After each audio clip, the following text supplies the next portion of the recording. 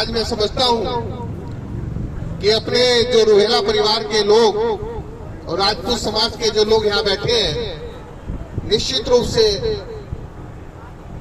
अपनी बहन प्रीति अग्रवाल जी का धन्यवाद हम अनुग्रहण करने के लिए बैठे हैं। मित्रों, ऐसी पूर्व महापौर और यहाँ की पार्षद और मैं समझता हूँ आने वाले टाइम में बनने वाली विधायक हमारे बीच में है, इस सम्मानित मंच के ऊपर है।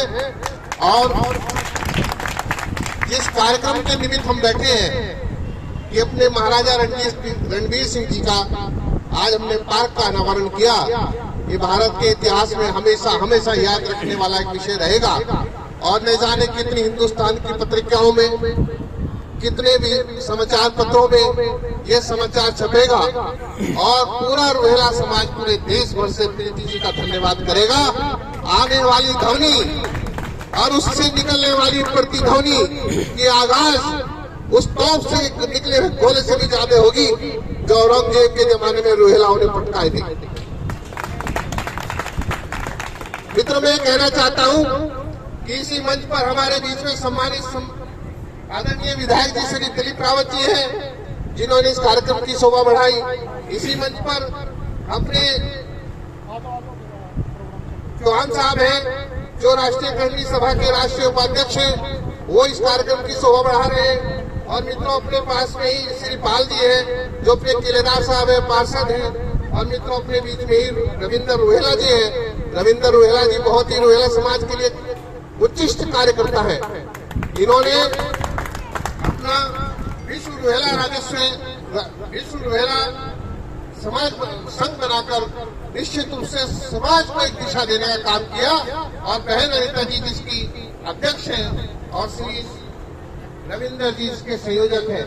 मित्रों, अनेकों अपने नजर सभा के अनेकों कार्यकर्ता जो यहाँ उपस्थित हैं, अनेकों सभाओं के अपने अध्यक्ष प्रबुद्धगण और हमसे बड़े बुजुर्ग सब उपस्थित हैं। सब लोग आज इस कार्यक्रम के उपलक्ष्य में अपनी पूर्व महापौर प्रीति जी का धन्यवाद अर्पित करते हैं। और मैं समझता हूँ अपने महाराजा जी की आज आत्मा भी स्वर्ग से शुभ आशीष दे रही होगी।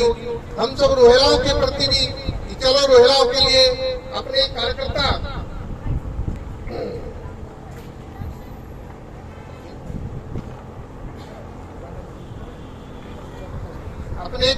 श्री जयप्रकाश रोहेला जी का धन्यवाद दे रही होंगी कि उनके अथक प्रयासों से, उनकी अपनी कार्य प्रणाली से, अपनी रचना और व्यवहार से निश्चित रूप से आज रोहेला समाज को दिशा मिली है कि एक पार्क का निवारण हमारे समाज के नाम पर हुआ है। अपने इस कार्य के लिए मैं चाहूंगा कि एक बार आप जोरदार करतल ध्वनि से अपने मित्र बंधु का धन्यवाद करें और सम्मान प्रकट करें। इसी के साथ में अपने बहुत सारे बंधु हैं, पूरा पेज लिखा है, अगर आज्ञा हो तो पढ़ूं, नहीं तो अपनी बात ब्रजमोहन रोहेला जी को आप सबके अंदर रक्षित मानकर बात प्रारंभ करता हूं। ब्रजमोहन रोहेला जी रोहेला समाज के लिए हमेशा प्रयासों से कार्य करते रहे।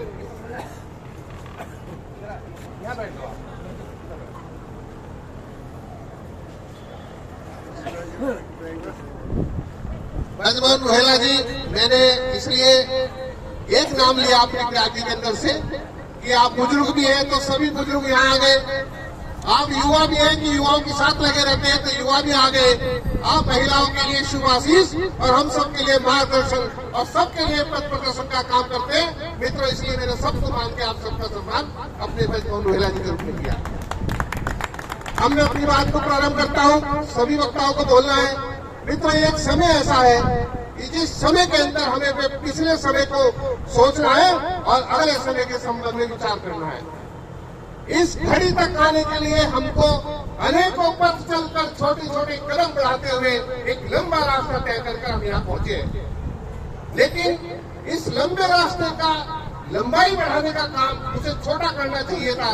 उसका कारण कि हम सब लोग हैं, अनेकों संघ हैं, अनेकों सभाएं, उन संघ और सभाओं के बीच में अच्छा तालमेल न होना, अपने विभिन्न प्रदेशों के रोहेला समाज के कार्यकर्ताओं के बीच में अच्छा तालमेल न होना और अपने जो बुजुर्ग व्यक्ति हुए हैं, उन सब के बीच में एक अच्छी रचना न बनना, जिससे वो सभी युवाओं को जोड़े, वो कार्य अभी थोड़ा विलंब से प्रारंभ हुआ है। जैसे अपने भैया ने किया है, कृष्ण रुहेला राजपूत संघ बनाया, ऐसे हमारे भाई साहब थे, आपने बड़े प्रयास किए रुहेला समाज के लिए।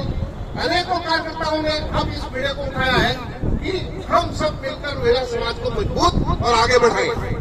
मित्रों, मेरा नंबर आप लिख लीजिए 9212758152। आप रात के 1 बजे भी फोन करेंगे, 1:05 को पलट कर फोन आएगी।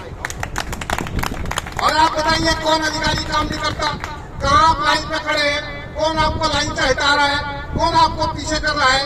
और मित्रों, आप आपके रिश्तेदार भी यदि कोई काम ना हो तो मुझे बताइए। पूरे देश में कोई ऐसा व्यक्ति नहीं जो मुझको मैं जानता हो, कोई ऐसा व्यक्ति नहीं जो हमारा सम्मान न करता हो।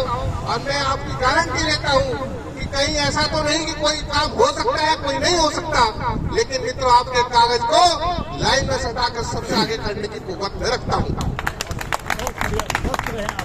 आप मैंने नंबर दिया है, कभी भी कोई नंबर लीजिए, आजकल तो व्हाट्सएप है, व्हाट्सएप कर दीजिए। अब एम्स में एडमिशन चाहिए, नहीं हो पा रहा तो याद कर लीजिए। कहीं रेलवे में रिजर्वेशन कन्फर्म नहीं हो रहा तो फोन कर लीजिए। आप किसी इंटरव्यू के लिए फोन करेंगे तो थोड़ा मुश्किल काम है। सामान्यतः ऐसा ही होता है कि जो इंटरव्यू है, जिंदगी में एक काम पड़ा है तुमसे तो इसे ही करा दो, तो इंटरव्यू के लिए थोड़ा सा वहाँ कमेटी होती है, उसमें थोड़ा रोकथाम है। और मैं आपको बताता हूँ कि मोदी सरकार द्वारा पिछड़ों के हित में अनेकों कार्य किए जा रहे हैं। राष्ट्रीय पिछड़ा वर्ग वित्त विकास निगम भारत का एक ऐसा संस्थान है जो हजारों करोड़ रुपए कम से कम 25 से 30% की सब्सिडी पर प्रदान करता है, जिसके अंतर्गत अनेकों रोजगार की योजनाएं दी जा रही हैं। उन रोजगार योजनाओं के माध्यम से लघु उद्योगों की स्थापना की जा सकती है। आप लोग क्यों नहीं इस चीज का फायदा उठाना चाहते? अगर आप भी उसकी वेबसाइट खोल के फॉर्म अप्लाई करेंगे तो भैया तब इस सुबह खुलने की ताकत की नजर आएगी कि चलो तुमको लाइन में आगे करेंगे। अगर हमने अपने प्रयास से आप सबके हाथ से हाथ मिलाकर बढ़ने से निश्चित रूप से अगर हमारे समाज के 200 आदमियों ने छोटे उद्योग स्थापित किए तो निश्चित रूप से कुछ लोगों को फायदा होगा। इसलिए मित्रों, हाथ से हाथ पकड़कर और एक लंबे रफ्त की तरफ चलने का प्रयास हम सब लोग करेंगे। और निश्चित रूप से ये हमारे लिए आज तक प्रदर्शन हुआ है कि हम सब के लिए प्रीति जी ने इतना सहयोग किया। आप प्रीति जी के लिए दिल से सम्मान प्रकट करते हुए जब भी इनका कोई समय आए, रात दिन लगकर इनके लक्ष्य को परिलक्षित करने का काम हमेशा करेंगे। इन्हीं शब्दों के साथ मैं आज पुनः इस कार्यक्रम के आयोजक, संयोजक, अपने सभी कार्यकर्ता बंधु जो इस कार्यक्रम को करा रहे हैं, उन सबका धन्यवाद करते हुए अपनी बात को समाप्त करते हुए